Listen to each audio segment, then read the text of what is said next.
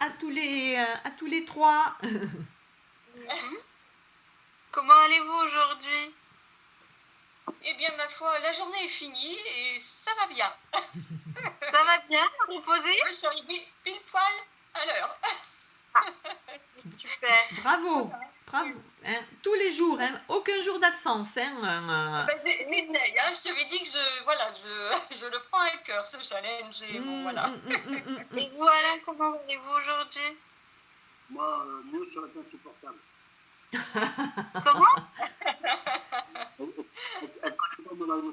Moi, j'ai une expression qui m'appartient, hein, parce que j'ai fait le contact, comment ça va, c'est Dalbonnet, etc.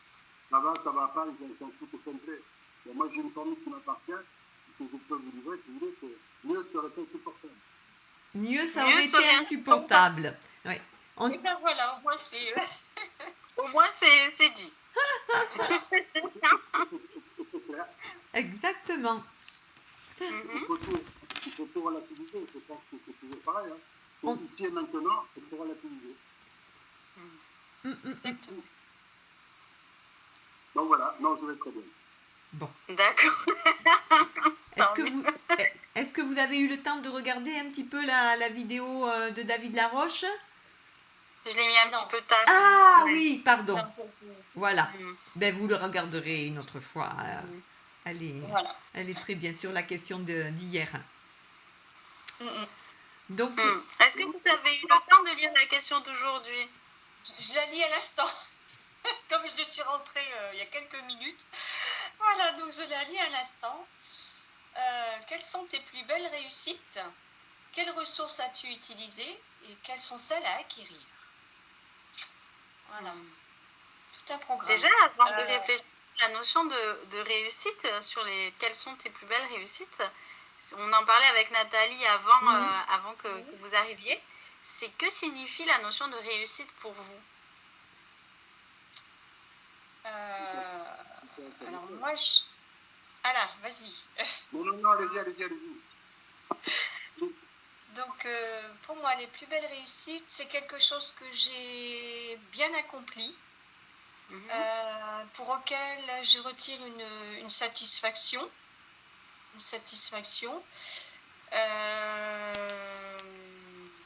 Voilà, oui, une satisfaction, en disant, oui, c'est aussi une sorte de challenge quand on réussit quelque chose comme ça.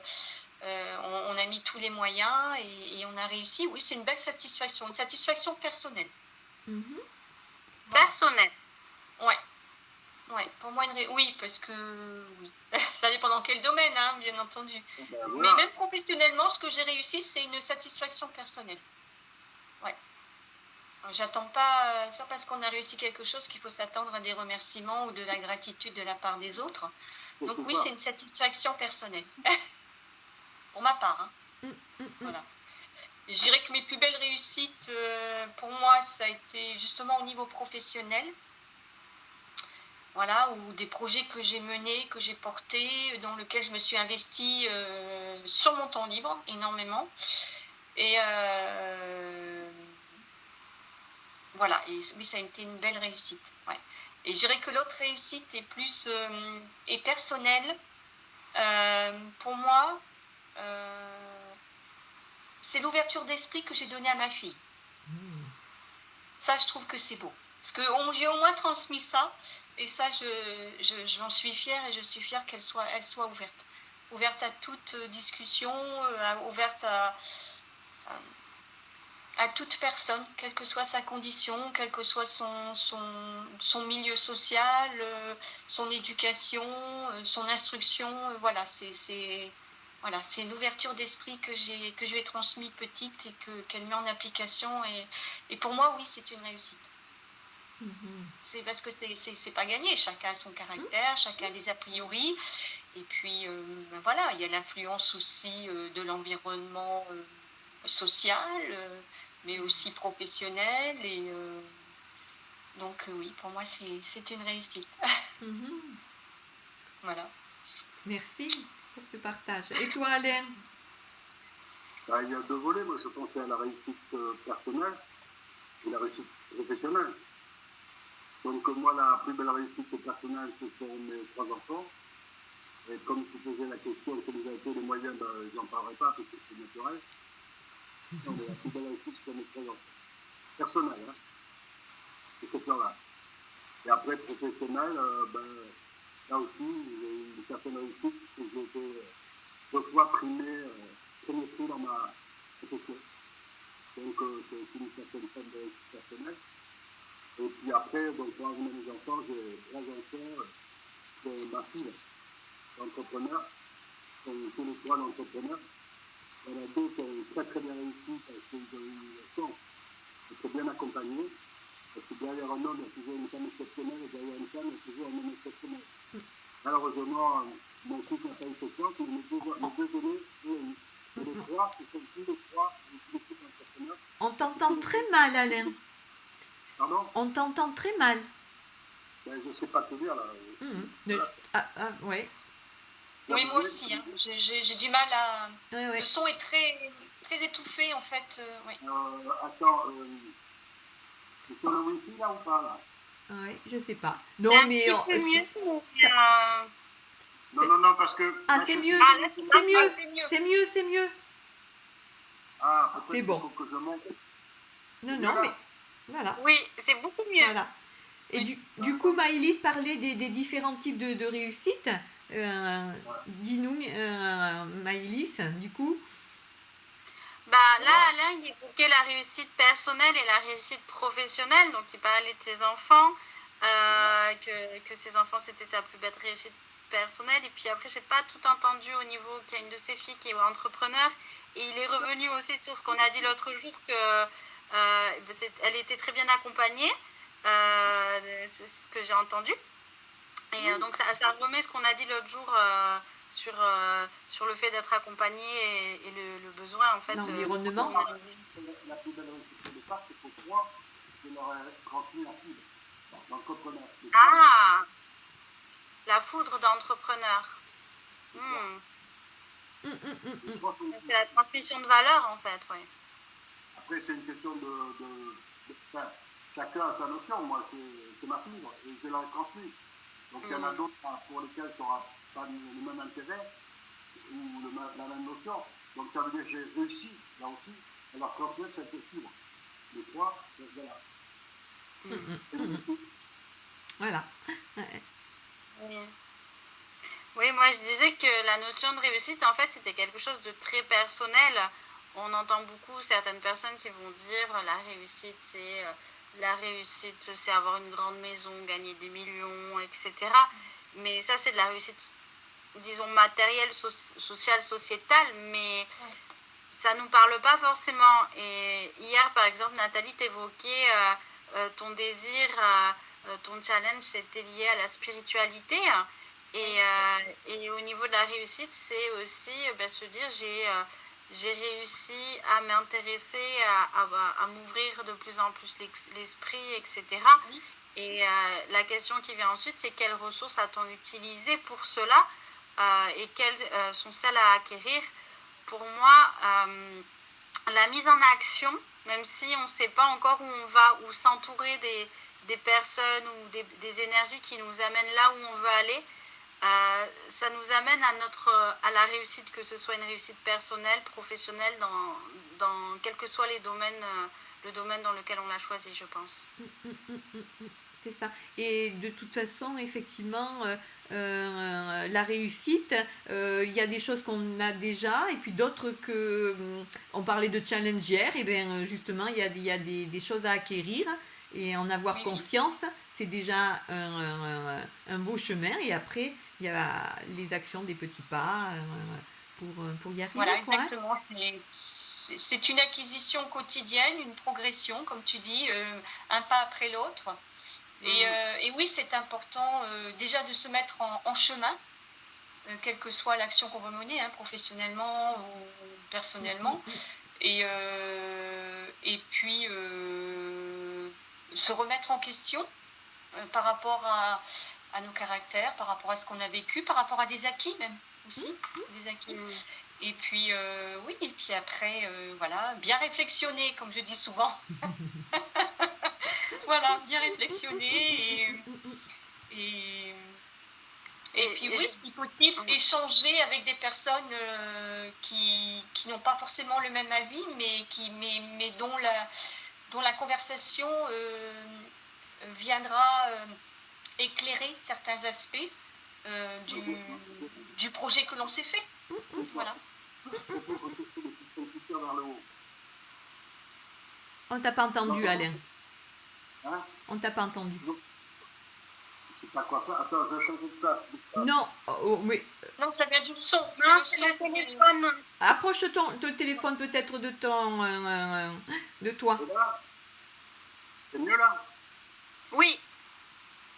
Oui, on était sur le fait oui. de dire. C'est quoi, pardon, là? J'ai perdu le fil de coup, là. C'est quoi la question, là? Attends, mais nous aussi on a perdu le fil avec tout ça. Ben non, en disant, là. Nathalie disait que c'était important d'y aller pas à pas dans sa réussite pour atteindre son objectif et que c'était le chemin qui comptait. Oui, non, c'est pas ça, là. C'était pas ça. Mais c'est pas. En regardant la vidéo, on le reverra. C'est pas. Voilà. On le reverra. Je suis tout à fait d'accord. Ah oui, non, ça y est, j'ai retrouvé. Là aussi, c'est fonction de personnes que l'on fréquente, entre guillemets, et qui nous tirent vers la haut ou qui nous tirent vers le bas. Oui. Moi, j'ai eu la chance dans ma vie de rencontrer de l'exceptionnel, peut-être, tout casser 4-5 personnes, brillantissimes hors normes. Quand vous les rencontrez, je suis sorti de là, ils me rendaient intelligent. Alors que j'ai rencontré beaucoup de personnes qui m'écrasaient de leur intelligence. On en revient, comme on a dit aussi, l'environnement. On est l'entourage des personnes qu'on a. On est le reflet des 5 personnes. L'autre fois j'ai dit 10, mais c'est 5, encore mieux, mais de 5 à 10. Et donc du coup, elles peuvent nous porter et nous aider dans ces réussites. Effectivement, voilà, ça tourne toujours. Vous nous tirez vers le bas. Ah oui, oui, mais c'est qu'il y avait quelque chose à travailler. On les enlève, on trie, on réajuste. Voilà. On réajuste, exactement. Voilà. Qu'est-ce qu'on en a retenu? C'est un équilibre. C'est un équilibre. Voilà. Tout à fait. Tout à fait. Ce soir, dans les ressources qu'on voulait vous partager, je voulais vous montrer une photo comme l'autre fois. C'est un outil que j'affectionne particulièrement, vous savez. Et est-ce que vous la voyez? Pas très bien. C'est un petit rouge-gorge, elle sera sur le là, c'est un petit rouge-gorge qui il se pose sur un manche de bêche ou comme ça, pile poil, les deux pattes bien. Et le mot, c'est timing, le bon moment. Qu'est-ce qu'elle vous dit, cette petite photo? Ça vous fait penser à quelque chose? Je peux répondre aussi? Bien sûr. Bien sûr. Allez, vas-y. Moi, ça me fait penser mais ça n'a rien à voir, à un souvenir d'enfance qu'on allait dans les clubs de plage au trampoline et j'ai l'impression qu'il est en train de faire du trampoline qu'il est en train de sauter et qu'il il est en plein air et il est en pleine jouissance, si on peut dire, et là il va redescendre, il va ressauter. Enfin, ça me fait penser à ça, alors que c'est pas du tout ça, mais oui, mais ça me ravive un souvenir d'enfance, on va dire. La vie est pleine de rebonds, hein. Voilà. La phrase. Alors, c'est timing, je vais vous lire le texte. D'accord, voilà. Ouais. Cela faisait des heures qu'un jeune garçon observait un papillon, s'efforçait de sortir du trou qu'il avait percé de son cocon. Soudain, le papillon s'arrêta. Il avait l'air de ne plus pouvoir continuer. Le petit garçon décida de l'aider. Très doucement, avec une paire de ciseaux, il ouvrit le cocon. Le papillon s'échappa facilement, mais son corps était tout mou et ses ailes chiffonnées. Le garçon continua d'observer avec appréhension. À tout moment maintenant, le papillon allait déployer ses ailes et s'envoler. Mais cela ne se produisit jamais. Le papillon se traîna toute sa vie sur son corps mou et ses ailes fripées ne lui permirent jamais de s'envoler. Le garçon, malgré toute sa bonne volonté, n'avait pas compris que l'effort du papillon pour se libérer par ses propres moyens, en prenant son temps, était la meilleure façon que la nature ait trouvée pour que tous les fluides présents dans son corps irriguent ses ailes et lui permettent de voler après être sorti du cocon. Par rapport à la question, justement, quelles sont les plus belles réussites et surtout quelles ressources as-tu utilisées, quelles sont à acquérir, qu'est-ce que ça vous dit? Moi, si je... Oh. Nathalie, vas-y. Oui, si je ramène à... On va parler que du milieu professionnel. Moi, ça a été énormément d'investissement, énormément de travail. Mais en même temps beaucoup de stimulation, voilà, avec un objectif que je m'étais fixé. Mais c'est vraiment, c'était pour des expositions, hein. Voilà, une exposition, il faut savoir que c'est minimum 9 à 10 mois de travail, hein. Et donc j'ai passé tous mes RTT, mes soirées, mes week-ends, j'ai allé à droite, à gauche dans d'autres archives. Et franchement, toutes les expositions que j'ai faites, elles ont rencontré un franc succès, au niveau du public en tout cas, et au niveau d'autres centres d'archives, français ou belges d'ailleurs, parce que j'étais dans le Nord, en France septentrionale. Mais c'est ça, en fait ce sont des efforts, comme le papillon qui sort de sa chrysalide, c'est beaucoup d'efforts, mais ça en vaut la peine. Là, voilà, si on veut faire voilà, c'est des efforts, mais qui ont porté leurs fruits, des efforts qui ont été nécessaires pour en fait offrir quelque chose de qualité, voilà, à tous. Et voilà, avec effectivement un entourage, mais surtout une personne qui m'accompagnait. Voilà, une seule, mais qui, voilà, c'est la personne qui m'accompagnait. Un ami que j'ai toujours d'ailleurs, depuis plus de 20 ans. Et puis,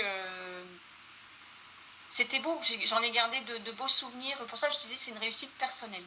Voilà, dans le milieu professionnel, mais une réussite personnelle. Voilà. Et c'est vrai que les efforts sont nécessaires, quel que soit l'objectif que l'on se met. On se met en chemin, effectivement, un pas après l'autre, un jour après l'autre, une acquisition après l'autre peut-être, mais ça nécessite des efforts, et donc des efforts dire aussi sortir de sa zone de confort. Pardon, excusez-moi, je peux couper, c'est quoi On t'entend pas. Approche le téléphone de ton... Ah oui, pardon. C'était quoi l'exposition? L'objet de l'exposition? Ah, on en parlera après. Là, on va... Tu voulais dire quelque chose, Annelise, toi, par rapport au texte? C'est important. L'exposition de ces réalisations, ou si c'est des expositions pour quelqu'un d'autre, c'est pas la même chose. C'est ça qui m'intéressait. J'ai pas entendu. Je comprends pas. Le son est mauvais et je suis désolée, je ne comprends pas. D'habitude, ça passait bien là. Tu es loin du... tu es loin. C'est exactement comme d'habitude. Eh bien, chaque fois, c'est un peu pareil, mais là, pire. Hein. Voilà, oui. Oui, pardon. J'essaierai demain de me connecter au Wi-Fi là. Mais peut-être avec des écouteurs et un micro plus près, tu sais, si tu as des écouteurs, et peut-être avec le micro à côté de la bouche, peut-être. On essaiera, oui. Okay. Moi, le texte, ça m'a fait dire que finalement, peu importe le temps, oui, chaque effort est important, mais c'est aussi la notion de... on en revient au cocon, la notion de cocon...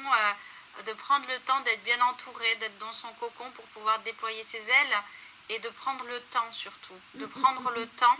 Et aussi, ça en vient aussi à la notion de qu'on voit quelqu'un et qu'on pense pouvoir l'aider, et bien finalement de dire ça lui appartient, et ne pas, enfin, ce petit garçon qui veut lui faire du bien, qui veut l'aider, ben finalement il va pas l'aider parce que c'est au papillon de prendre conscience par lui-même de ce dont il a besoin pour pouvoir voler de ses propres ailes, et voilà, de prendre son temps, d'être dans un bon environnement avec la notion de cocon, et puis j'imagine aussi que dans ce cocon-là, il va essayer, il va pas y arriver, etc. Il y a la notion aussi d'essayer de tomber, enfin voilà, peut-être de chuter un tout petit peu et avant de pouvoir s'envoler et totalement y arriver. Ouais, les efforts sont nécessaires pour déployer ses ailes. C'est sûr que c'est pas toujours confortable, c'est douloureux,